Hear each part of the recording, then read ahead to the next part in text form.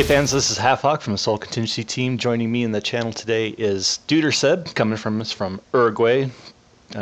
Seb, why don't you give one DVD a chance to know where Uruguay is? Well, Uruguay is down in South America, stuck between Brazil and Argentina, tiny little country. Not a lot of people know about it, but yeah, I'm down here for now. Very nice, buen dia. Also with us is our project lead, MadMax, coming to us from East Berlin. Is that correct? Yeah, hi. So I'm the guy who created the project and who does most of the programming. And hi, from Germany. Awesome. So we get together on a regular basis. We talk about things for the project. We thought we'd record this call. There's a lot going on. So a couple major news items to get through today. Also some announcements. If you've been following us on Facebook or website, you know, obviously the top story this month has got to be the cease and desist letter we got back in September. So Max, why don't you give us a quick kind of refresher on how that came to come? We've been developing SolC Contingency for about 2 years now. After the first year, we had kind of a team together, some concepts done, and basically we were going public with some screenshots and stuff. And that was when an official data company of Interplay contacted me directly, and they asked whether we'd be interested in talking some business with them once our game were to hit a more concrete development stage. They would get involved, and we would talk about making the game official and possibly making it into a Descent release. So of course we were all thrilled about that. So they were asking all kinds of stuff like, what is your team size, and how far along are you, and what qualifications does your team have? And I told them, well, basically we're just hobbyists. Some of us are pros or semi-pros, and we're all very dedicated. So let's do it. But then nothing really came back from these guys. So it went back and forth a few times over email, and nothing really happened after that. So we figured, hey, if they're not interested, we're just going to continue making our Descent tribute, because it started out as a Descent tribute, basically. So Contingency was not meant to rip off Descent or to profit from Interplay's IP or something. My goal was to make a fan version of Descent, like Into Cerberus.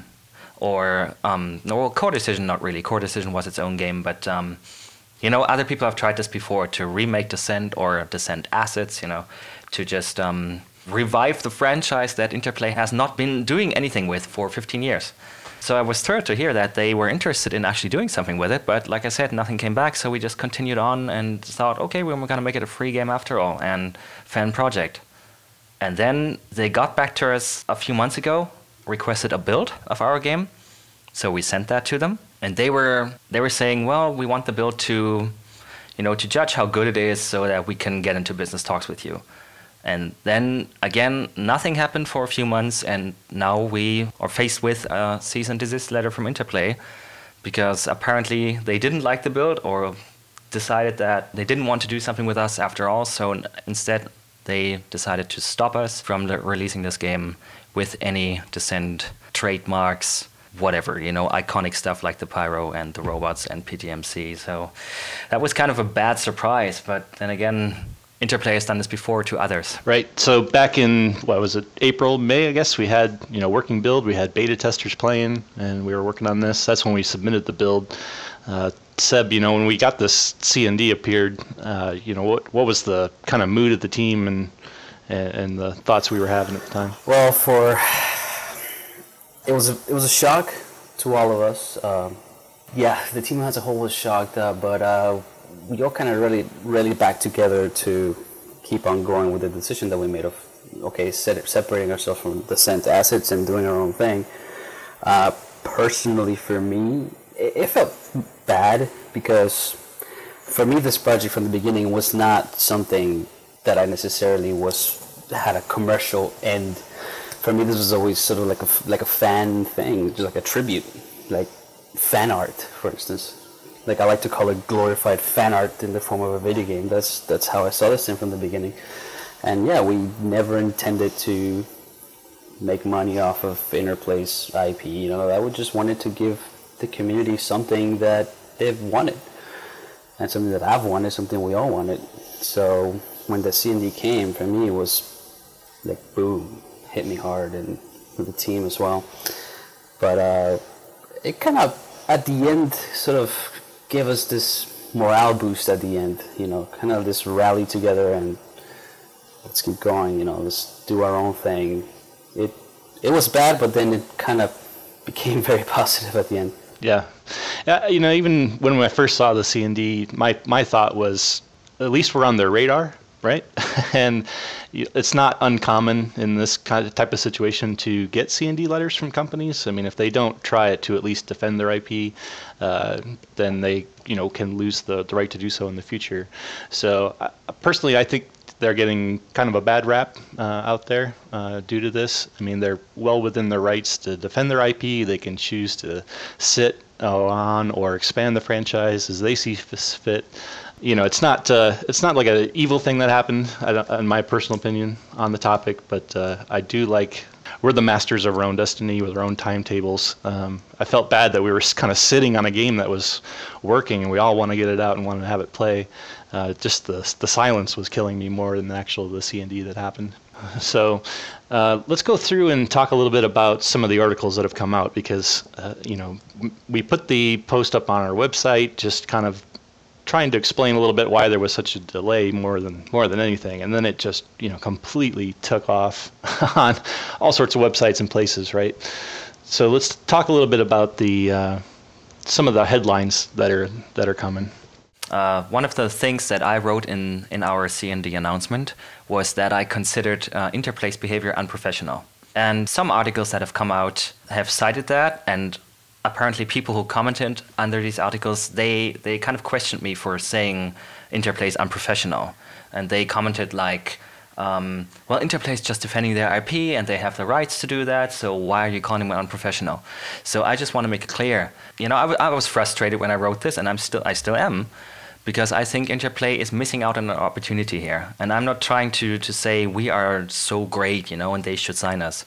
I'm just trying to say that we were making every effort to get in touch with them and to offer them something that they could profit from. It could have been a chance for them to make a lot of Descent fans happy and to put some of the money in their own pockets, of course, So what I consider unprofessional, or what I'm just amazed at, is that Interplay didn't even properly communicate with us, that there was so much silence. We contacted them, nothing came back. And that's why I wrote that I find this a little bit unprofessional of them. So it's not that they defend their IP, it's not that they sent us a cease and desist, it's just everything that happened before was kind of weird, and so I just wanted to clear that up, that this is what I meant. Yeah, absolutely.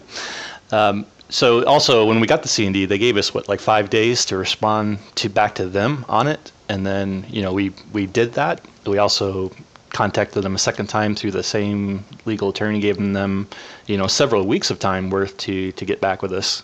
So let's take a look at some of the headlines and see if we can clear up some of this mess. About half the headlines that are out there says Interplay shuts down SolC Contingency. Max, is that true? Are we shut down?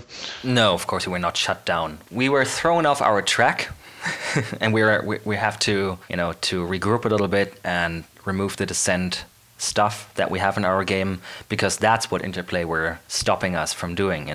We're just going to remove the pyro, put another ship in the game, rename some of the weapons, maybe make them look different. Everything that we need to do to differentiate our game enough from Descent on the legal side, so that Interplay is happy. It's not a fresh start, not at all. It's like we're making modifications, and it might result in some cool new stuff that we wouldn't have thought of before. But I think with the Proving Grounds release that we're about to release, hopefully soon, the game's not going to change all that much, and it's still going to feel pretty close to the game I'm talking about. And I think that's important for fans too, because there's a certain feel to a few well-known 6DOF games that people are missing from other attempts that we've had in the past. Some people attempted to make their own 6DOF games, and they just didn't feel right. So that feel is going to be exactly the same, and I'm not going to change that if we don't need to, because that's what the game is about. Absolutely. Some of the folks that are coming to our defense too are saying, oh, what's the big deal? They're putting it out for free. There are fair use laws that do apply to non-commercial projects, but it doesn't really apply in this particular case. Those types of things are used to protect folks that are kind of in the educational arena. So if I'm a teacher and I want to copy a large section of a book to hand out in class, fair use laws apply there, but they don't necessarily apply to video games, where just because you do something for free means it's legal to go ahead and use IP without the permission of the the IP rights holder. So I wanted to clear that one up too, because I see a lot of comments kind of geared towards that vein, and that's a big reason why we are taking the decision that we did. Yeah, and to that as well, we never meant to profit off the Descent IP, and the game was meant to be a fan project, but it became pretty clear with time that we could not pull off a full game like the game that we are still about to make, with a single-player campaign and more multiplayer stuff. We can't pull that off on our spare time without being compensated. Speaking from my own position, I have a part-time job, I have another job that I'm doing, and I can only work on this game in my spare time, but there's only so much time I can put in, and I would like to put in much more time than that. Otherwise it would take another 2 years or something to come up even with the first episode of the single-player campaign. So that's why we were always considering, after Proving Grounds is done, and we get into developing the full game, that we needed some kind of funding just to buy us more time, so I can, sit down, work on the game, hopefully all day, and get it out after a reasonable time. So we need some kind of crowdfunding, or if we had stuck with the Descent IP, of course Interplay and we'd have to make some kind of deal with them so that they would have funded us. It was clear that we couldn't just go ahead and start a Kickstarter campaign while calling our game Descent. It's clear that we can't do that. So we never meant to do that. We were hoping that Interplay would come to a decision and sign us, and fund us. But since that's not happening, we have no choice but to go independent. Yeah, I would also add here that when we started the project way back in the day, it had a very small scope. But as as your first demo video of the 60UF controls in UDK started picking up attention, we received a lot of talent, which let us kind of like grow the scope of what we could accomplish with the game, with the engine, not only graphically but also in terms of gameplay things. So the scope of the game grew a lot, and that's also why it's so time consuming, because a lot of these things are written from scratch, created from scratch, and it's not just porting the old levels, transferring to 3ds Max and then putting in the engine, throwing a pyro, and then just fly. No, this is a whole new remake. We're making a game from scratch. Before the C&D, it was Descent, and now it's heavily based on Descent, because we're all, at the end of the day, we all came together with a shared love of Descent. It was part of our childhood, and that's what's driving us. We know what we want, and we know that the current market of games is missing a proper 60UF shooter, and that's what we want to do. That's where we're coming from. Absolutely. All right, so I think we've probably beaten the C&D thing to death, right? Let's talk a little bit about what we're actually seeing here in the background. So we should be showing some fly-through video of Vertigo, right? At least the parts that we can show. Max, are you pretty happy with the state of the game, if you want to talk about the current status? Well, as for the Vertigo map, that was made by a level designer who has unfortunately decided to leave the team. I don't know how much, but a lot of the work you see in the video right now, the assets, the level design itself, the lighting, some of the textures, I think, they came from him. I mean, they came from all of us, and Seb and him, they worked together very, very well and created a lot of these assets by themselves. So I'm just amazed how good it turned out, because when I started this project 2 years ago, and I had these original robot models in the UT map, and was flying around showing off, hey, look, I made a 60UF game, whatever, I would never have thought that we would end up with graphics that were of this quality standard, that people would come in and say, we are going to work as long as it takes to make it look as great as we can.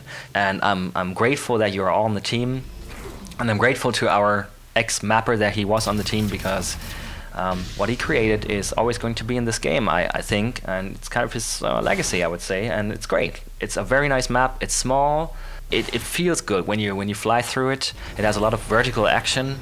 It's good for a small amount of players, And later on, obviously, we're going to follow up with some bigger maps. Hawk has his own version of a well-known Descent 2 fan map in the works, which we're also going to show here. I think the game is great. And as for how it feels, you know, the controls, how they feel, how the weapons feel, I mean, that's largely my part. I spend, you know, whole nights on this shit to just get it right, you know, just make it feel fluid and very, very close to that game that we wanted to make. So I hope that a lot of 62F fans will be very happy with the game.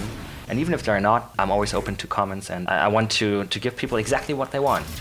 Yeah, I think that's a cool point, especially now when we're moving forward to making SolC Contingency our own thing.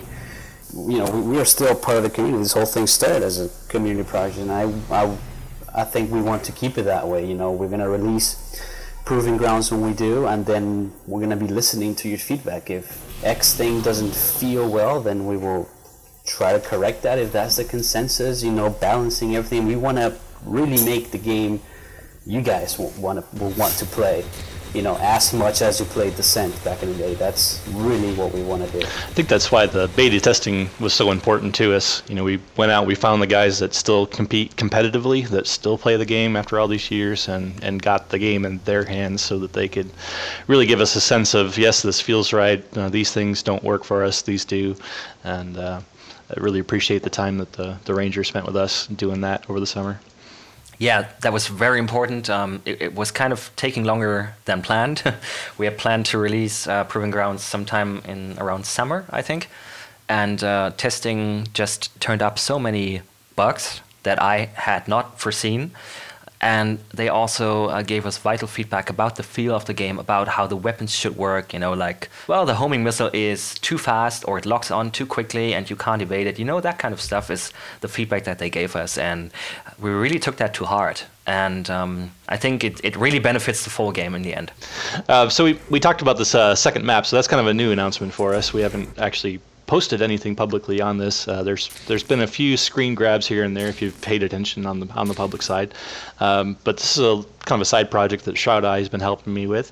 So shout out to our Turkish friends for helping us there.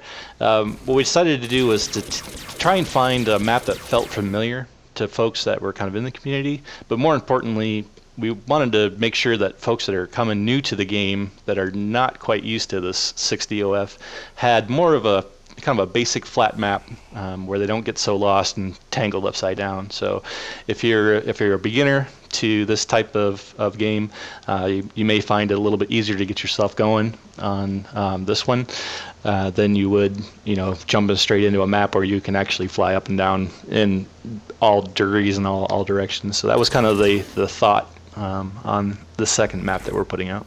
Yeah, and that map is going to be released as soon as it's done. It probably won't make the cut for the Proving Grounds release itself, but it's just going to be an add-on once it's done, once it's finished. I'm really looking forward to community members, Descent fans, 60F fans getting their hands dirty with UDK, and of course with our assets, with the SolC Contingency assets, and with the game itself. You can now properly build your maps. I'm just saying that because we already have a few people who downloaded UDK and started trying to build maps for our game, even though our game is not out yet. So, you know, it will probably become much easier once you have our game in hand and you can actually test them properly, you know, flying through them and stuff. So I'm really looking forward to what some talented fans will come up with. Although, in the future, we might not stick around with UDK, we might actually move ahead and go to Unreal Engine 4 for the full game. And Hawk can certainly tell you something about that. Sure. So UE4 is fantastic. I think the one kind of challenge that most people are going to have is the subscription service that is required. They do charge you a monthly premium to use the engine in order to get frequent updates.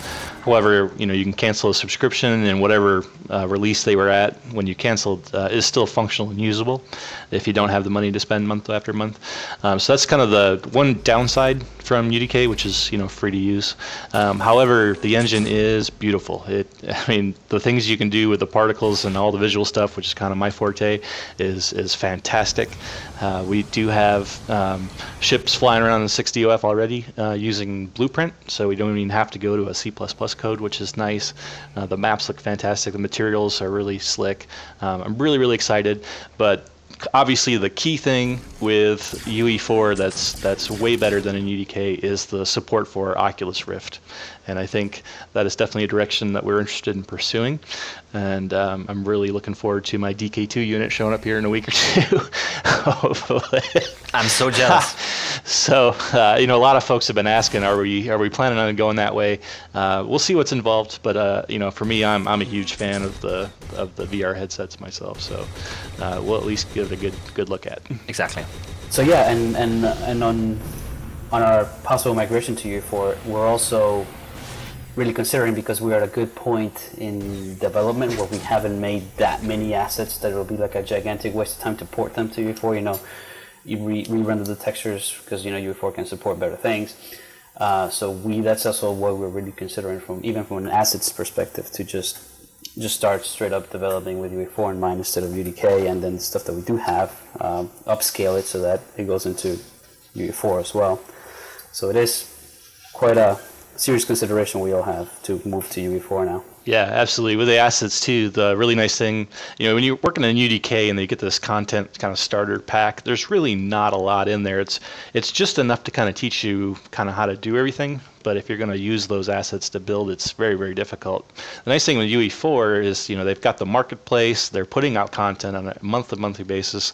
A lot of really good stuff in there, and a lot of that stuff can be used for your own commercial endeavors too. So, you don't have to reinvent the wheel on, flames and waterfalls and caves and all of the stuff. And what's I've found so far with it is a lot of it can be really directly applied to the type of game we're looking to build. So that's super nice, and will definitely increase the speed of development. And as for the future, Hawk said that it's UE4 and the marketplace will speed up development, but what would also considerably speed up our development is if you guys, the fans that have supported us, and we are very, very grateful for that you've hung on to us and you have backed us all the time through those 2 years. If you guys actually supported us by taking part in our upcoming crowdfunding campaign that we are now free to do, since we're now an independent endeavor. Because like I said before, all of us are doing this in our spare time, and also we need to pay for licensing Unreal Engine 4. So you will definitely see some kind of crowdfunding campaign going up after Proving Grounds is released. And we hope to have your support there. And in turn, of course, you will be involved in the development of the game even more than before. We will show you what we're doing. We'll ask your opinion regularly. And you know how it goes with crowdfunding campaigns. What other devs do, we're going to do the exact same thing. Yeah, and all the same, we also now can go into be greenlit on Steam. We're on our own, so we can do whatever we want. And through Steam as well, you guys can help us out there, communicate whatever changes you deem necessary. We can, there's a lot of avenues to pursue now, and we're all really excited of these prospects now.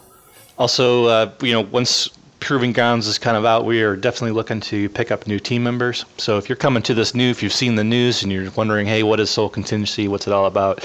We are definitely looking for folks that know how to model, folks that know how to texture, concept art. There's definitely a bunch of open positions that will come open when we get into the single player, because I don't know that we have the right team size right here at the moment to go tackle this larger project just yet. So if you have an interest in that, we are definitely the group of guys that are willing to help teach folks that are used to this type of work but just need a few pointers how to get into UE4 or whatever.